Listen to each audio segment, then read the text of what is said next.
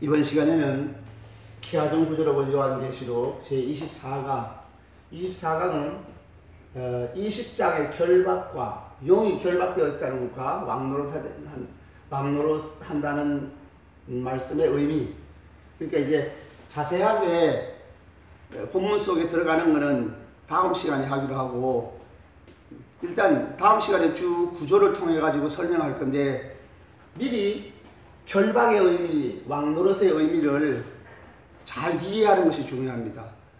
그 구조를 설명하다가 이걸 설명하면 아주 길게 설명해야 되기 때문에 조금 이렇게 잘 풀어나가기가 조금 힘들 것 같아요. 그래서 먼저 이 시간에는 24강에서는 결박, 용이 결박됐다는 의미가 도대체 무엇인가, 왕노릇하는 의미가 무엇인가, 그거를 좀 전체적으로 말씀을 드리고 다음 시간에 자세하게 이제 구조를 보면서 설명하도록 하겠습니다. 먼저 20장 1절부터 8절, 20장 1절부터 지금 8절이 구조 가운데서 이걸 1강을 꼭 참조하시기 바랍니다. 1강에 보면은 요 구조가 이렇게 좀 큰 구조로 되어 있어요. 20장 1절부터 21장 8절까지니까 좀 길게 큰 구조로 되어 있죠. 그래서 이 구조를 먼저 보고 이제 작은 구조를, 세부적인 구조를 다시 들어가도록 하겠습니다. A와 A-가 병행이 되죠. A는 사탄이 결박을 당했다. 그래서 결박하는 목적이 미혹하지 못하게 다시는 만국을 미혹하지 못하게 하기 위해서 그런 목적으로 결박했다 그랬습니다. 그리고 여기에서는 사탄이 실패자로 나타나죠. 그 다음에 A-에서 믿지 않는 자가 불못으로 들어갑니다. 이것도 실패자죠. 사탄과 사탄의 백성들입니다. B와 B-는 승리자의 관점이에요. 승리자의 관점에서 성도들이 땅에서 제사장이 되어 천년 동안 왕노릇한다. 그러니까 왕노릇의 의미가 중요합니다. 그냥 왕노릇이 아니고요, 제사장이 된다는 게 중요한 거예요. 제사장이 되어 왕노릇하는 거죠. 그리고 이 제사장이 된다는 말이 아주 중요해요. 그 다음에 B-에서는 이 성도들이, 믿음의 승리자들이 새하늘과 새 땅에 들어가게 되고 하나님 나라를 상속받고 하나님의 아들로서 그 영광을 누리게 됩니다. C에서는 이게 실패자의 모습입니다. 사탄이 실패자죠. 그래서 사탄이 천년 동안 갇혀있다가 나와가지고 만국을 미혹하게 됩니다. 이걸 미혹하지 못하게 했는데 이제 미혹해요. 그래서 미혹한 마귀가 결국 불못에 들어간다. 그 다음에 불신자들이 다 불못에 들어갔다. 요 20장 1절부터 21장 8절까지 결론 부분, 핵심 구조는 크고 흰 보좌 위에 주님이 앉아 계시죠. 그래서 온 우주의 주권자이심을 말씀해 주고 있습니다. 자, 이런 구도로 전체 구도를 일단 20장 1절부터 21장 8절까지의 구도를 큰 구조 안에서의 내용을 일단 간단하게 살펴봤습니다. 그리고 아까 말씀드린 대로 이제 용의 결박의 문제.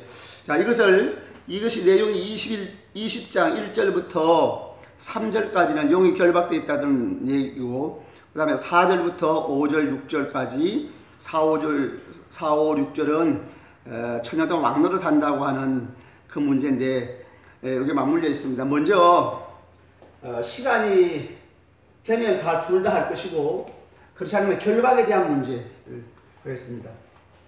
자, 여기에서 이제 제가 한번 읽어보겠습니다. 또 내가 보매 천사가 무저갱의 열쇠와 큰 쇠사슬을 그의 손에 가지고 하늘로부터 내려와서 용을 잡았어요. 곧 옛 뱀이요 마귀요 사탄이라 잡아 천년 동안 결박하여 무저갱이 던져놓고 잠그고 그 위에 임봉하여 천년이 차도록 다시는 만국을 미혹하지 못하게 하였는데 그 후에는 반드시 잠깐 놓이리라 그랬어요. 자, 이 문제가 이제 사실은 2000년 동안의 이 난제였습니다. 근데 사실은 난제였는데 제가 히브리 사고를 배우면서 히브리 문장 구조에 대한 이해를 하면서 이 문제가 풀렸어요. 자, 풀렸는데 뭐 좀 심하게 광고는 약간 과장된 광고를 하잖아요. 약간 과장된 의미로 말하면 2000년에 난제가 풀렸다 이렇게 말할 수 있어요. 자, 예를 든다면은 전천년주의의 난제는 뭐죠? 세대주의가 됐든 역사적 전천년주의가 됐든 전천년주의의 난제는요, 천년 동안 왕노릇 하는데 그 부활체가 들어가는데 다 심판을 받았는데 미혹할 만국이 어디서 나왔느냐는 거예요. 그러니까 물론 용은 풀려났다고 이제 해요. 그러면 용이 풀려났으면 그 미혹받는 만국은 누구냐고요. 그 천년 동안 왕노릇을 할 때에 그 부활한 성도들이 들어가게 되면 부활한 성도들도 타락한다는 얘기가 될 수 있잖아요. 이제 이런 문제를 못 풀어요. 천년 왕국의 그 삶이 어떤 삶이고 누가 들어가고 그 다음에 미혹하는데 도대체 부활한 성도가 어떻게, 그래서 어떤 사람들은 이제 부활하지 않은 사람도 들어갔다고 하는데 그럼 아주 더 심각한 문제가 발생하죠. 그래서 그런 문제들은 좀 이따 시간 되면 제가 말씀을 드리겠고, 그래서 천년 왕국 이후에 타락한 성도들, 사탄의 미혹을 받는 자들이 도대체 누구냐? 그거를 해결하지 못합니다. 그래서 2000년 동안 난제입니다. 그래서 결국은 어떤 분들은 모른다, 솔직하게 얘기하는 분도 있고, 꾸역꾸역 그걸 우기기 위해서 여러 가지로 말을 하는데, 말을 할 때마다 더 난제가 발생해요. 성경 전체와 모순되는 견해를 말할 수밖에 없게 됩니다. 그럼 또 이제 천년 왕국이 상징적이라는 그 견해, 천년 왕국이 상징적이라는 견해의 난제는 무엇입니까? 12장에는 용이 활동을 하고 있습니다. 12장에서 용이 활동을 하고 교회를 박해하는데 20장에 와서는 용이 결박되었다고 그러거든요. 제가 조금 전에 읽었던 말씀 20장 1절부터 3절까지 용이 결박됐다고 하는데 그거를 못 풀어요. 그 말은 무슨 말이냐면 상징주의적인 천년 왕국을 말씀하시는 분들도 그걸 문자적으로 이해를 하기 때문에 못 푸는 거예요. 자, 한번 제가 보겠습니다. 제가 한번 함정 있는 질문입니다. 자, 여기에 결박을 당해가지고 무저갱에 들어갔던 그 존재가 용입니까? 사탄입니까? 용이에요? 사탄이에요? 많은 분들이 사탄이라고 말하잖아요. 사탄이 아닙니다. 용이에요. 무슨 얘기냐면 요한이 환상을 보는 상황 속에서는 용이 결박돼 가지고 무저갱 속에 들어간 거예요. 그러면 사탄은 뭐냐면 이 용을 설명한 것입니다. 자, 20장 2절에 보면 용을 잡으니 곧 옛뱀이요. 옛뱀은 아담과 하와를 타락시켰던 바로 그 옛뱀이요 마귀요 사탄이라 잡아서 천년 동안 결박했다고 했어요. 그러니까 이것은 용이 결박된 모습을 요한이 보았는데 그 용을 설명하기를 옛뱀이요 마귀요 사탄이다 이렇게 설명한 겁니다. 그러니까 잡힌 것은 사탄이 잡힌 게 아니고 용이 잡혔어요. 용을 이제 상징적으로 사탄을 상징하기 때문에 설명한 거예요. 그러니까 용이 사탄이라고 설명한 거니까 그 실제적으로 환상 속에서 잡힌 것은 용이다. 그럼 용은 상징이잖아요. 용이 상징이면 그가 잡힌 것도 상징이라고요. 자, 20장 1절에 보면 무저갱의 열쇠와 천사가 무저갱의 열쇠를 가지고 쇠사슬을 가지고 와가지고 잡았어요. 사탄은 영적인 존재인데 쇠사슬로 묶을 수 있습니까? 그 불가능한 거잖아요. 영적 존재잖아요. 영적 존재인데 어떻게 쇠사슬을 가지고 무슨 물체처럼 물건처럼 사람처럼 묶을 수가 있겠어요. 쇠사슬 자체도 상징이라고요. 쇠사슬도 묶었다고 하는 건 용이기 때문에 환상 속에서 용이기 때문에 용을 이제 쇠사슬로 묶었다고 하는 말이에요. 그러면 용이 상징이고 쇠사슬도 상징이라고 하면 결박된 것도 상징이라고 봐야 되는 거죠. 결박됐다고 하는 것도. 그러면 여기서 이제 물론 이제 무천년주의에 있는 분들은 활동의 제한이다 이런 정도로 얘기를 해요. 그 활동의 제한이면 무슨 활동을 제한했다는 거예요? 거기에 대해서 더 한 발자국 더 나가야 하는 겁니다. 그러니까 그 의미를 설명하지 못해요. 그런데 본문 속에 해답이 있습니다. 제가 늘 얘기하잖아요. 요한계시록 1강 할 때부터 늘 얘기한 것은 건전 문맥의 원리, 본문 안에서의 해석의 실마리를 찾아야 돼. 이거는 모든 해석자들이 해석학을 전문으로 하시는 분들은 다 그렇게 이해를 합니다. 송영모 교수가 그런 얘기하고 김세윤 교수도 그 책에서 먼저 구약에 있는 것들 참조하고 병행되는 부분들을 참조하고 또 그 상징적 의미를 다 참조해야 되지만은 1차적인 해석의 실마리는 해석의 열쇠는 본문 안에서 찾아야 된다. 그 김세윤 교수도 그렇게 말씀하시거든요. 그 모든 해석자들이 기본적으로 그건 원리입니다. 그 본문을 잘 관찰하면 본문 안에서 해석의 열쇠가 다 있어요. 근데 본문을 잘 관찰하지 않고 구약부터 가가지고 그 본문 비슷한 본문을 갖고 와가지고 해석의 근거로 삼으면 그게 이제 중구난방이 되는 거죠. 사람들마다 각각 다 달라요. 근데 본문의 해석의 원리가 본문 속에 있어요. 자, 그러니까 용을 결박했다고 하는 말은 꼼짝달싹 못하게 묶었다는 뜻이 아니에요. 본문 속에서 그러면 이 용을 결박했잖아요. 결박을 했으면 결박을 했는데 이 결박의 의미가 뭐예요? 혹은 결박의 목적. 왜 결박을 했죠? 결박의 목적이 뭐냐면 천년 동안 자 3절에 있습니다. 거기 3절에 무적행에 던져 넣어 잠그고 그 위에 임무가 천년 동안 천년이 차도록 다시는 만국을 미혹하지 못하게 다시는 만국을 미혹하지 못하게 하기 위해서 다시는 만국을 미혹하지 못하게 하려는 목적을 가지고 결박한 거예요. 이게 결박의 목적입니다. 결박의 목적. 그러니까 결박이라는 것은 상징적인 의미예요. 용이 상징인 것처럼. 그러면 다시는 만국을 미혹하지 못하게 한다고 하는 말은 이것을 약간 주석을 단다고 하면 다시는 동시에 만국을 동시에 미혹하지 못하게 한다는 말. 만국이란 말이 에뜨네입니다. 에뜨네인데 만국, 에드노스의 복수, 만국. 만국은 다른 말로 하면 각 나라와 족속과 백성과 방언.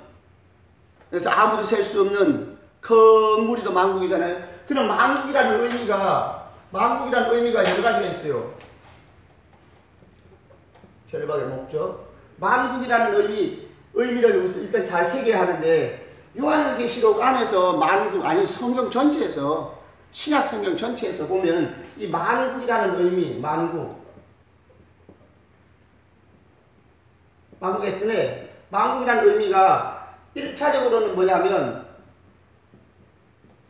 만국의 의미 첫 번째로는 하나님을 대적하는 세력 그러니까 하나님을 섬기지 않는 섬기지 않는 이방 나라,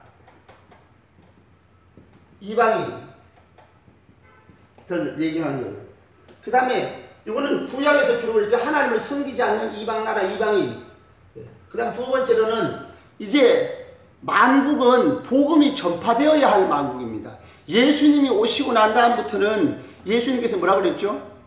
땅끝까지 이르러 복음의 증인이 되리라. 성령이 오시면 너희는 땅끝까지 이르러 복음이 전파되어야 된다고 그랬잖아요.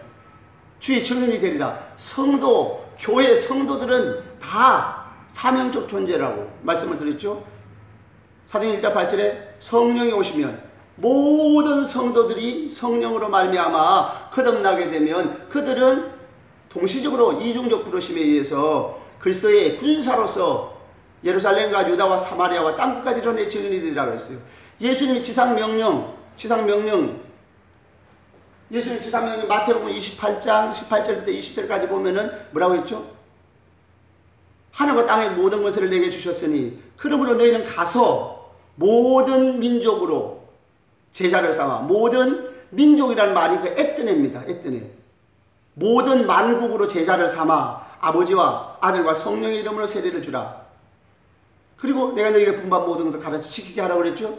그러니까 모든 민족으로라는 말이 에뜨네입니다. 모든 민족으로라는 말이 에뜨네. 모든 만국으로 제자를 삼아라. 그랬어요. 그러니까 예수님 오신 이유가 뭐예요? 신약시대죠. 초림 이후 신약시대. 신약시대는 이 만국이 전파되어야 할 만국이에요. 복음이 전파되어야 할 만국. 복음이 전파되어야 할 만국입니다. 그 다음에 이제 예수님 재림하실 때 각 나라와 족속과 백성과 방언이 만국이잖아요. 각 나라와 족속과 백성과 방언, 만국에서 돌아온 자들, 그들은 돌아온 만국이에요. 끝까지 믿지 않는 이방 나라, 이방인, 그러니까 불신자들, 이건 불신자 그룹이죠. 구약시대 때는 이방 나라죠. 신약시대도 끝까지 예수를 안 믿는 불신자, 그런 만국의 의미도 있고, 만국의 의미가 첫 번째 있고, 두 번째는 예수님 오신 이후, 초림 이후 신약시대는 복음이 전파되어야 할 만국이에요. 세 번째 만국은 돌아오는 만국.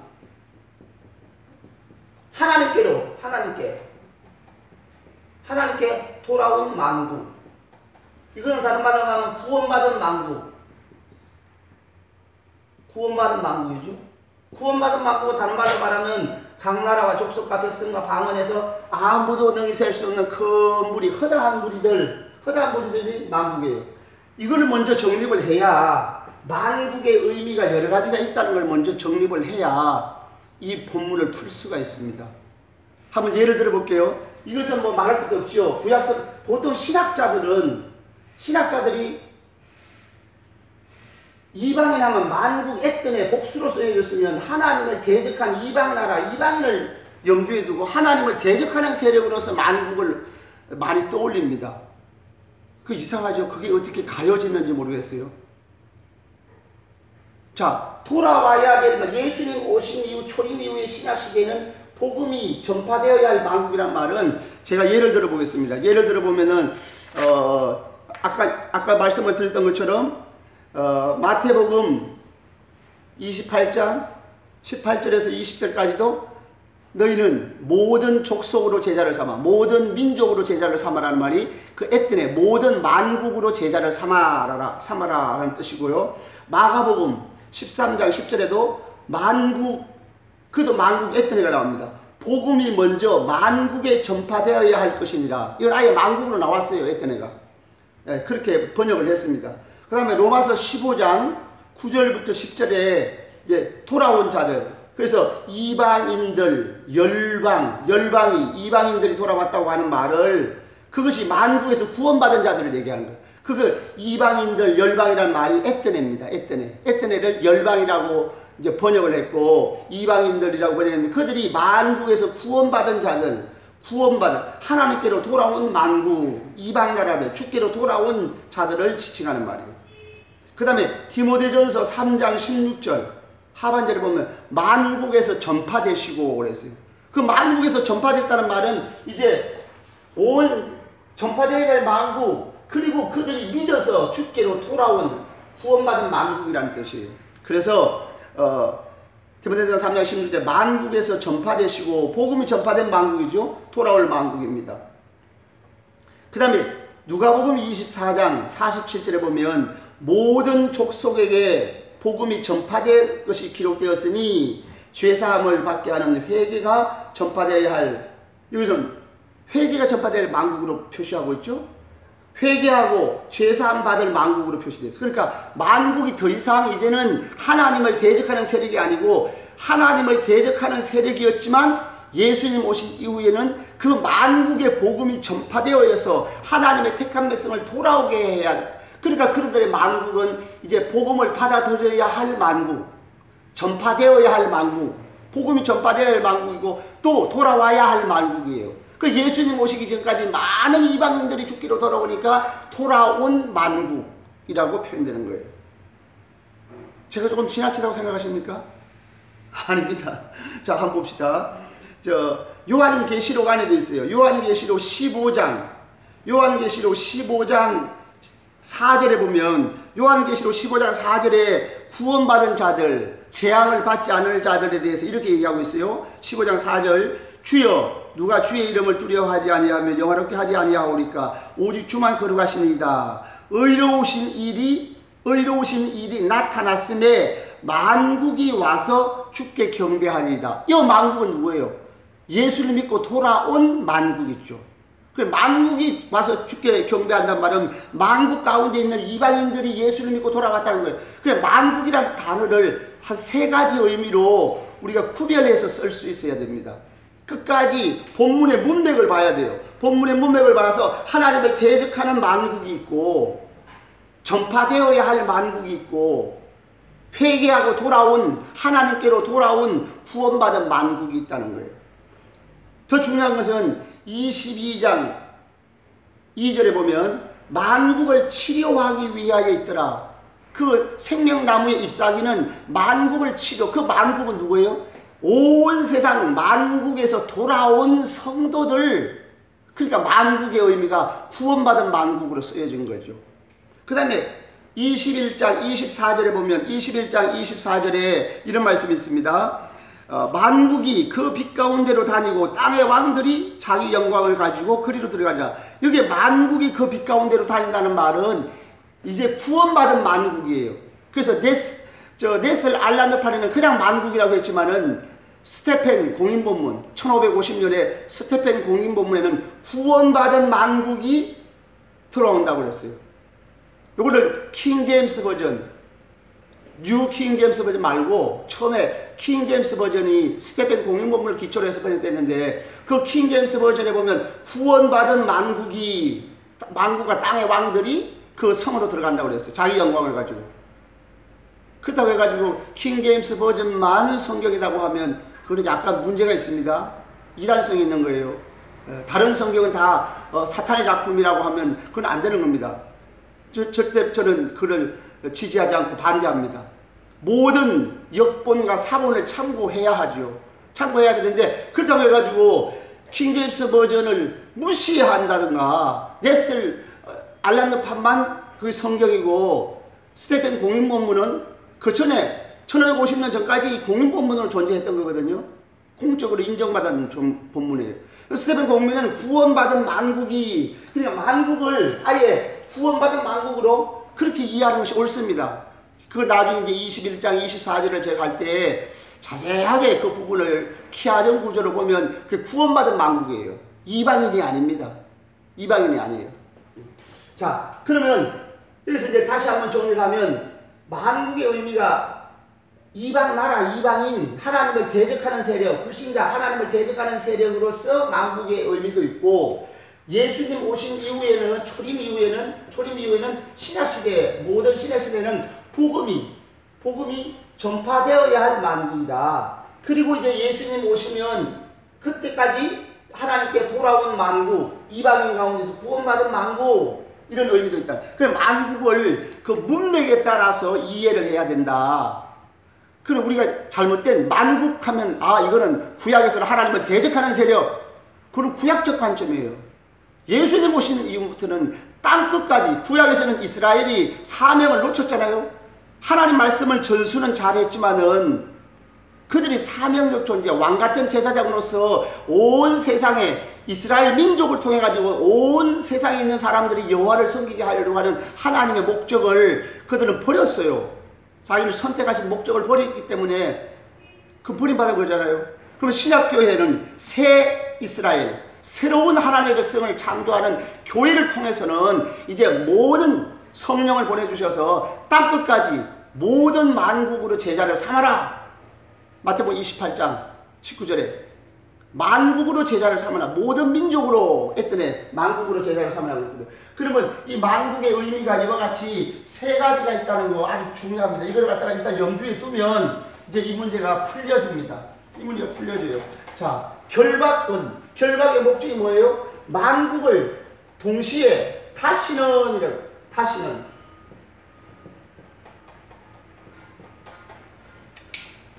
다시 한번 써보겠습니다. 만국을 다시는 만국을 다시는 미혹하지 못하게 했다고요.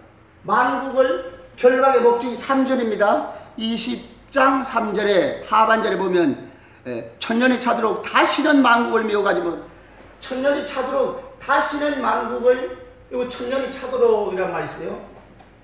그리고 이 천년이 이제 실제적인 천년이냐 상징적인 천년이냐 여기서 이제 설명을 해야 되죠. 천년이 차도록 다시는 만국을 미혹하지 못하겠다고 하는 말은, 그 말이 무슨 말이냐 하면요, 이게 초림 때 사건이에요. 초림 때 사건. 초림 사건이에요. 왜냐하면 이제는 만국에 복음을 전파해야 되니까, 복음 전파해서 택한 백성들이 돌아와야 되니까,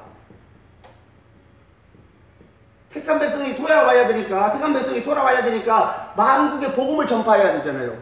그러면 이거는 초림 사건인데, 초림 이전에 구약시대는 어떻게 했죠? 구약시대는 사탄이 만국을 미혹했습니다. 이게 중요합니다. 자, 여기서부터 정신을 차리고 잘 들으셔야 돼요. 제 논리 한번 따라와 보십시오. 다시는 만국을 미혹하지 못하게 한다고 하는 말은 그전에는 만국을 미혹했다는 뜻이에요. 이해가시죠? 다시는 만국을 미혹하지 못하게 했다는 말은 전에는 만국을 미혹했는데 이제 다시는 만국을 미혹하지 못한다. 그러나 천년 후에는 잠깐 동안 놓일 것이다. 만국 미혹하는 것이. 그 뜻이에요. 자, 이런 뜻입니다. 예수님, 이게 초림 사건이에요. 예수님 초림 사건에 이전에는 구약시대는 만국을 미혹했어요. 그래서 예수님께서 초림 이후에는 다시는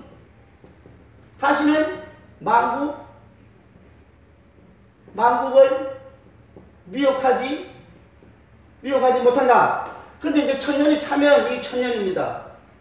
천년이 차면 잠깐 동안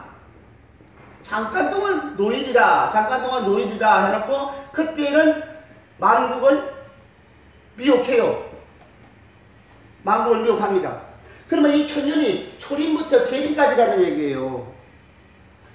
그러면 천년이라는 의미가 뭘까요? 천년이라는 의미는 이게 만수거든요. 10이라는 숫자는 만수가 3번 곱해졌어요. 그러면 하나님의 택한 백성들이 모두 돌아올 수 있는 충분한 기간, 하나님의 택한 백성들이 모두 돌아올 수 있는 충분한 기간이라는 뜻으로 천년이 10 곱하기 10 곱하기 10은 만수로서 하나님의 택자들이 충분히 돌아올 수 있는 충분한 기간이라 하는 의미의 천년입니다.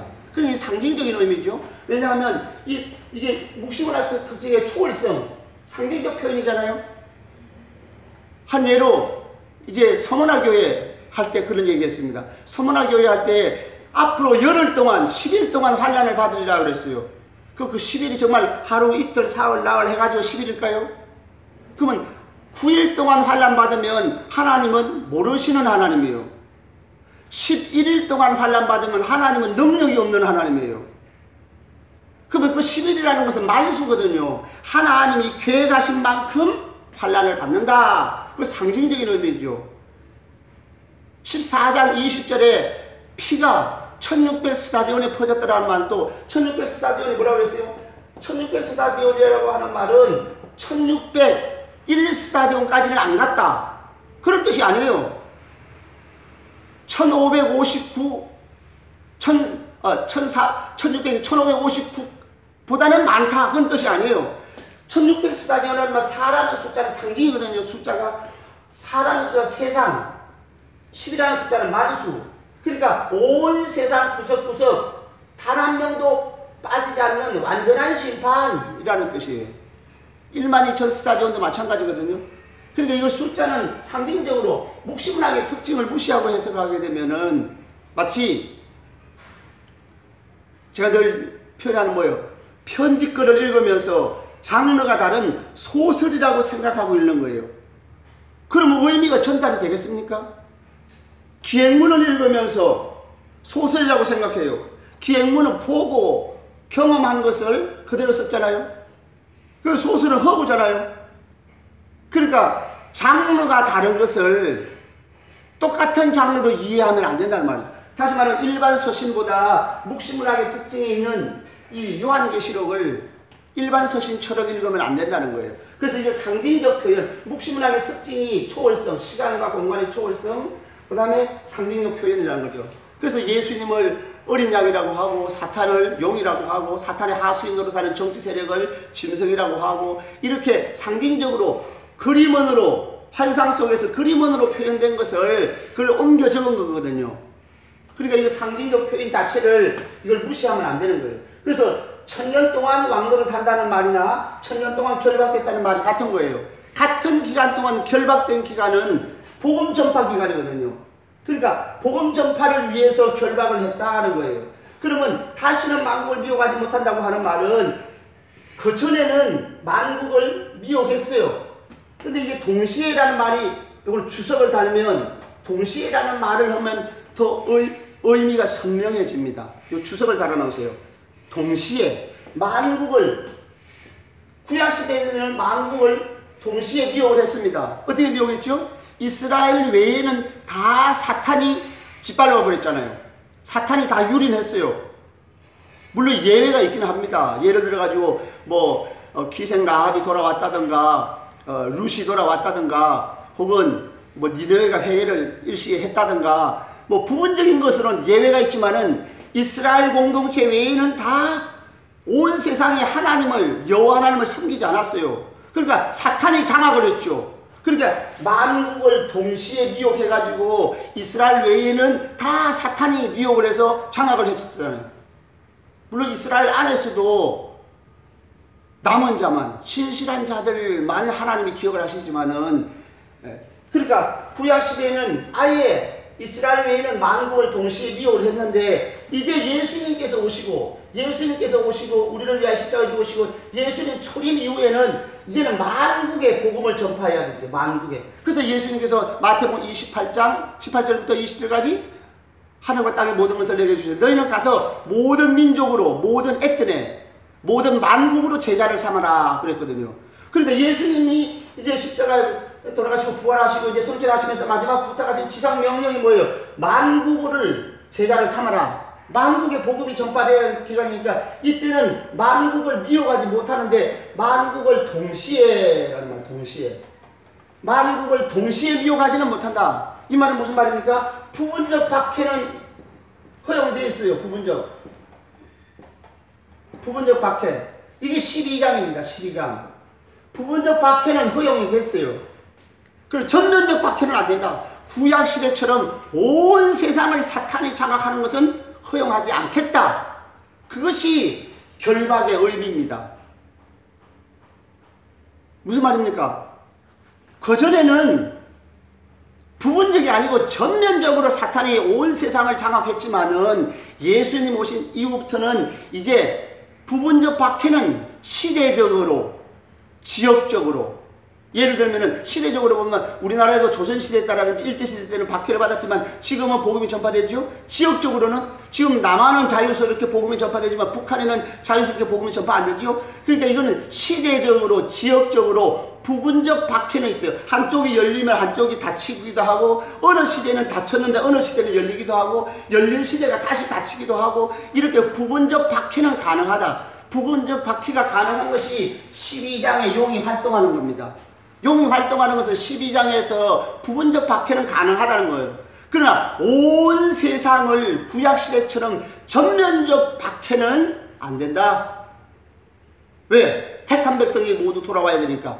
복음이 전파돼가지고 만국에 돌아올 자들, 각 나라와 족속과 백성과 방언에서 돌아올 이제 전파되어야 될 만국, 그리고 그들 가운데 돌아와야 할 만국 가운데서 택한 백성들이 돌아와야 되기 때문에 전면적으로 온 세상을 장악하고 미혹하지는 못한다.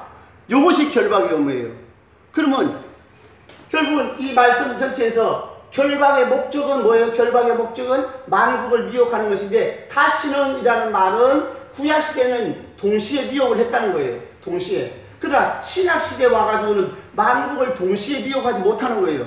그러면 언제 또 동시에 미혹할 때가 있어요? 천년이 차면 택한 백성들이 모두 돌아왔어요. 신약시대가 끝났습니다.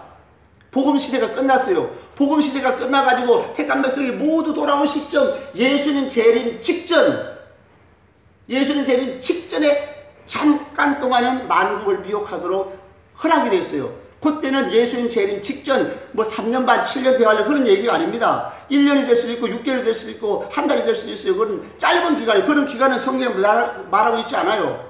요한계시록에서 3년 반이라는 것은 초림부터 재림까지 엘리야의 3년 반에서 온 같은 시대의 두 가지 의미, 세상에 대해서는 재앙을 내리는 기간이고 하나님의 백성들, 복음을 전파하는 자들에게는 고난받는 기간, 이 두 가지 의미가 엘리야 시대의 3년 반과 같아요. 엘리야 시대에는 우상을 섬기는 자들에게는 비가 오지 않았잖아요. 그건 재앙이고 선지자들에게는 그는 고난의 기간이었잖아요. 그래서 엘리야의 3년 반이 같은 시대에 두 가지 의미가 있는 것처럼 초림부터 재림도 두 가지 의미가 있는 거예요.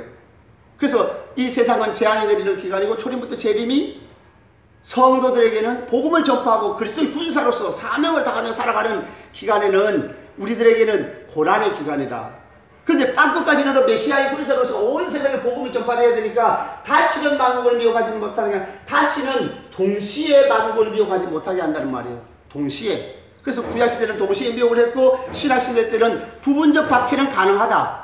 지역적으로, 시대적으로 부분적 박해는 허용이 되어 있지만은 전면적 박해만은 택한 백성이 모두 돌아오고 난 다음에 예수님 재림 직전에 잠깐 동안, 그것이 뭐 3년 반, 7년 그런 얘기가 아니고 잠깐 동안, 그 기간은 모릅니다.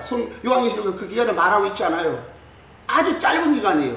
그래서 어떤 곳에는 그것이 준비했는데 예수님이 재림한다고. 그래서 교회가 박해를 받을 즈음에, 박해를 받기 시작할 즈음에 예수님이 재림하셔서 잠깐만 참으면 되는 거죠. 그러면 예수님이 재림하심으로 이제 영원한 구원의 완성이 이르는, 그 지상천년 왕국이 있는 게 아닙니다. 지상천년 왕국이 있다는 얘기가 아니에요. 영원히 그 데살로니가전서 4장에 있는 말씀도 우리가 예수님 공중에 재림하시면은 성도들은 순식간에, 하루 봐줘, 순식간에 들림받아가지고 항상 주와 함께 있으리라. 그게 항상은 주님과의 분리가 없다는 말이에요. 지상천년 왕국이 있고 그게 타락한 자들이 있고 뭐 그런 얘기가 없어요. 항상 주와 함께 있는 거예요. 그러면 19장에서 예수님 재림할 때는 뭐야 하면, 그거는 예수님이 이 땅에 살기 위해서 오는 게 아니에요. 이 땅에 지상천년 왕국을 위해서 오는 게 아니에요. 세상을 진멸하시는 모습이에요. 그때 성도들이 같이 옵니다. 성도들이 같이 오는 것은 세상을 썰어버리고 이 땅에서 지상천년 왕국을 만들기 위해서 오는 게 아니에요. 그래서 성도들도 예수님 재림함과 동시에 순식간에 변화돼가지고 부활돼가지고 주님과 함께 이 세상 심판하는 데 동참하고 세상을 심판하고서 성도들 영원한 천국으로 들어가게 되고 세상은 불못에 완전히 들어가게 되는 거죠. 그때 죽었던 사람이나 안 죽었던 사람이나 성도들이 살아있을 때나 죽었으나 똑같이 부활하고 부활체로 변화되는 것처럼 불신자들도 심판의 부활로 부활되고 심판의 부활로 변화된 몸으로 심판의 부활로 부활돼가지고 영원한 불못에 들어가는 거거든요. 그러니까 지상천년 왕국이라는 것은 없는 거예요. 그건 상징적인 의미입니다. 그래서 다시는 이라는 말이 그전에는 미혹을 했다. 그런데 초림부터 재림까지 다시는 만국을 미혹하지 못한다는 말은 다시는 동시에, 요 주석을 하면 더 정확해요. 동시에 미혹하지 못하게 한다는 말. 그러면 예수님 재림 직전에 잠깐 동안 미혹을 합니다. 만국을 미혹해요. 그때가 언제냐 하면 이때는 복음 전파 기간이죠. 이때는 만국을 미혹하지 못하는 이 기간은 복음 전파 기간이에요.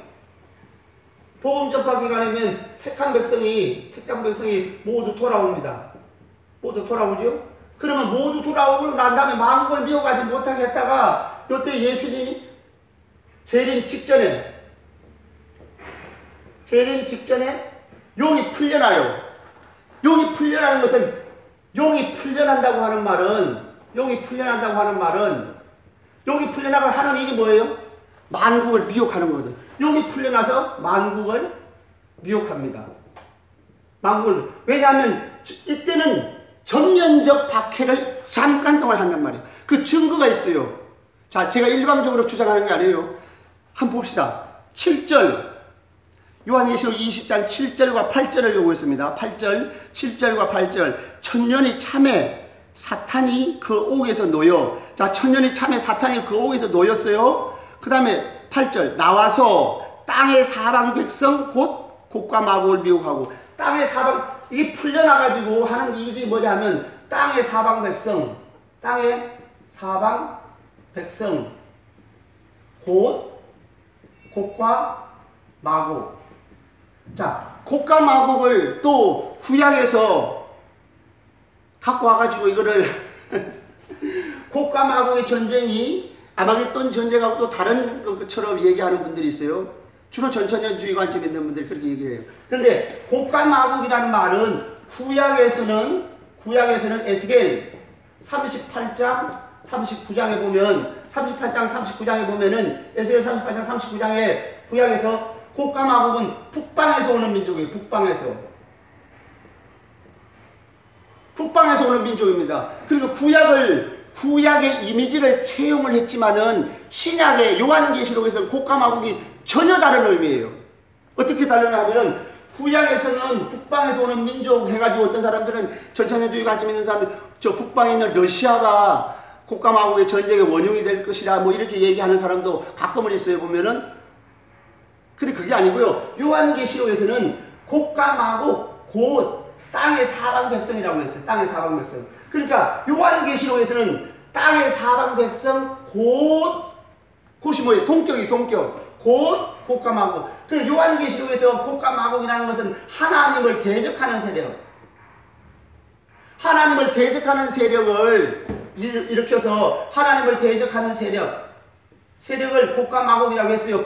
구약에 있는 이미지가 왔어요. 그렇지만은 신약에서는 계시록에서는 전혀 다른 의미예요. 이건 북방 민족이 아니고 땅의 사방 백성이에요. 땅의 사방 백성이라면 온 세상의 불신자가 교회를 전면적으로 박해했다는 거예요. 전면적으로 미혹했다는 거죠. 자, 그런데 중요한 게 뭐냐면 땅의 사방 백성이라는 이 단어가 땅의 사방 에뜨네입니다. 이게 무슨 말이에요? 땅의 사방 만국. 그러니까 자, 한번 봅시다. 자, 성경을 가지고 한번 봅시다. 3절, 20장 3절 하반절에 다시는 만국을 미혹하지 못하게 하였는데 그 후에는 잠깐 놓이죠. 그러면 만국을 미혹하지 못하는 목적으로 천년 동안 갇혀 있어요. 근데 요놈이 풀려나요. 7절에 풀려나가지고 옥에서 놓였어요. 8절에 20장 8절에 땅의 사방 백성, 그 백성이라는 단어가 만국이에요. 땅의 사방 만국 곧 곡과 마곡을 미혹하고. 그러니까 20장 3절에 만국을 미혹하지 못하게 갇혔는데 요놈이 놓이니까 하는 일이 만국을 미혹했다. 그럼 만국을 어떻게 미혹했어요? 동시에 미혹했어요. 땅의 사방 백성. 그러니까 땅의 사방 백성은 예수님 재림 직전에 온 세상 불신자, 온 세상 불신자예요. 온 세상의 불신자. 그러니까 이 땅의 사방 백성이 온 세상의 불신자, 이들과 같은 거예요. 온 세상의 불신자가 재림 직전에 용이 풀려나가지고 만국을 미혹했어요. 땅의 사방 백성이, 백성이라는 단어가 만국이라는 단어예요. 땅의 사방 만국, 곧 곡과 마곡. 그래서 에스겔서의 곡과 마곡이 요한계시록에서는 북방민족이 아니고 땅의 사방 백성이고 모든 세상의 불신자가 땅의 사방 백성. 그리고 그 백성이라는 단어를 백성이라고 이제 그 번역하시는 분이 그렇게 번역했는데 헬라어 단어는 만국이에요. 땅의 사방 만국을 미혹했다고 그랬어요. 그러니까 3절에서는 땅의 사방 모든 만국을 다시는 동시에 미혹하지 못하게 했는데 구약시대도 미혹했지만 다시는 미혹하지 못하게 했는데 초림부터 재림까지 복음이 전파돼가지고 택한 백성이 모두 돌아오면 이제는 잠깐 동안 놓여가지고 예수님 재림 직전에 택한 백성이 모두 돌아온 시점에서 잠깐 동안 땅의 사방 백성, 그렇게 땅의 사방 만국 했더니 땅의 사방 만국 곧 곡과 마곡을 미혹해가지고 온 세상에 있는 불신자들이 교회를 전면적으로 잠깐 동안 박해할 것이다. 이 잠깐 동안은 3년 반, 7년이 아닙니다. 그 기간을 알 수가 없어요. 잠깐 동안이에요. 그러니까 이거를 무천년적인 관점, 무천년이라는 말이 듣기가 안 좋죠. 상징적 천년. 그래서 초림부터 재림까지 기간이 천년이라고 하면 천이라는 숫자 아까 풀었죠? 만수가 3번이잖아요. 택한 백성들이 모두 돌아올 수 있는 충분한 기간, 택한 백성들이 모두 돌아올 수 있는 충분한 기간, 초림부터 재림까지 기간에 복음이 온 세상에 전파되기 위하여 전면적 박해만은 하지 말아라. 전면적 박해만은 안 돼. 요렇게 하는 것이 용의 미혹, 천년 동안 결박됐다는 의미예요. 용이 결박됐다는 의미가 뭐라고요? 용이 천년 동안 결박됐다는 말은 복음이 전파되어 택한 백성이 모두 돌아올 수 있는 기간 동안 부분적 박해는 허용이 됐어요. 12장에처럼 부분적 박해는 허용이 됐지만 전면적 박해만은 안 된다 하는 것이 결박의 의미예요. 부분적 박해는 허용이 됐지만, 이거를 전쟁으로 말하면 국지전은 허용이 됐지만 전면 전쟁은 안 된다. 왜? 택한 백성이 돌아오도록 위해서 복음이 전파되어야 되기 때문에. 그래서 지역적으로, 시대적으로 부분적 박해는 있어 왔지만은 전면적 박해는 예수님 재림 직전에 잠깐 있을 것이다. 그러니까 7장 20장 7절 8절이 지상 천년 왕국 그 다음이 아니고요, 예수님 재림 직전이에요. 그리고 9절 10절이 예수님 재림입니다. 이번 시간 여기까지 하겠습니다.